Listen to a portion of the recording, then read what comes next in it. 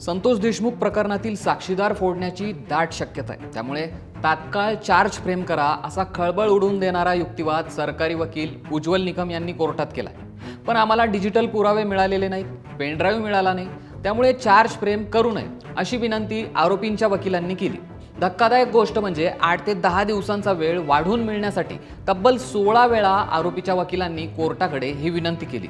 पण काही दिवसांपूर्वीच धनंजय मुंडे आणि त्यांचे साथीदार हे देशमुख कुटुंबियांवर दबाव टाकण्याचा प्रयत्न करतायत अशा संदर्भातील धनंजय देशमुख यांचं जुनं पत्र समोर आलं होतं। आता साक्षीदार फोडण्याच्या दाव्याने एकच खळबळ उडाली आहे। पण आज कोर्टात नेमकं काय घडलं, दोन्ही बाजूच्या वकिलांनी काय युक्तिवाद केला हेच सांगतो। संतोष देशमुख प्रकरणी आज बीडच्या विशेष मकोका न्यायालयात सुनावणी पार पडली।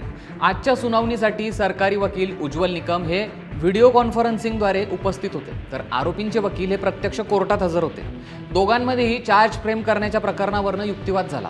युक्तिवाद करत असताना आरोपींचे जे वकील आहेत त्यांनी असं म्हटलं की आमचे हायकोर्टात काही अर्ज पेंडिंग आहेत, शिवाय लॅपटॉपमधील ऑडिओ आणि व्हिडिओ स्वरूपातले जे पुरावे ते मिळालेले नाहीत, डिजिटल पुराव्यांची सर्टिफाईड कॉपीही मिळालेली नाहीये, पेनड्राईव्ह मिळाला नाही, हा लॅपटॉप फॉरेन्सिक लॅबकडे तपासणीसाठी पाठवलाय, तो येईपर्यंत चार्ज फ्रेम करू नये। पुढे युक्तिवाद करत असताना आरोपींच्या वकिलांनी असंही म्हटलं की लॅपटॉपमधील हा खोटा पुरावा तयार करतायत, सुनील शिंदेंच्या मोबाईलमध्ये काहीही रेकॉर्ड झालेलं नाही, आतापर्यंत लॅपटॉप कुठेही नव्हते, त्यामुळे लॅपटॉप हा पुरावा ग्राह्य धरू नये। ही बाब आरोपीवर अन्याय होणारी आहे, हे तोंडाला पाणी पुसण्याचं काम सरकारी पक्ष करतायत असं सांगताना आरोपींच्या वकिलांनी पुढची तारीख मिळण्यासाठी तब्बल 16 वेळा कोर्टाकडे विनंती केली।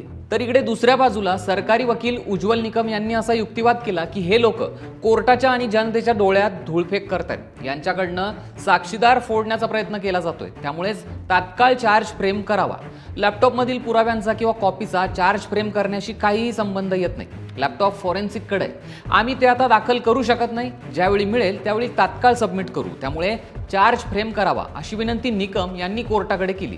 पण या दोन्ही वकिलांच्या युक्तिवादावर कोर्टाने महत्त्वाची टिप्पणी केली आहे। कोर्टाने आरोपींच्या वकिलांना सवाल करताना असं म्हटलंय की तुमचे हायकोर्टात काही अर्ज पेंडिंग आहेत, तर मग तुमच्याकडे हायकोर्टाची ऑर्डर आहे का? सर्व डिस्चार्ज अर्ज संपलेत, आता चार्ज फ्रेम करावा लागेल। डिस्चार्ज संपले नसते तर चार्ज फ्रेम न करण्यासंदर्भात नक्कीच विचार केला असता। तुम्हाला वेळोवेळी वेळ दिलेला आहे, सर्व गोष्टींचा विचार झालेला आहे, त्यामुळे दोन्ही बाजूच्या पक्षाने कोर्टाला सहकार्य केलं पाहिजे असं कोर्टाने सांगितलं। एवढंच नाही तर दोन्ही बाजूचं लेखी म्हणणं कोर्टाने मागितलं। पण या सगळ्या युक्तिवादामध्ये उज्ज्वल निकम यांनी केलेल्या साक्षीदार फुटण्याच्या दाव्याने खळबळ उडाली। त्यामुळेच खरंच साक्षीदार फोडण्याचा प्रयत्न केला जातोय का असा सवाल आता उभा राहिलाय।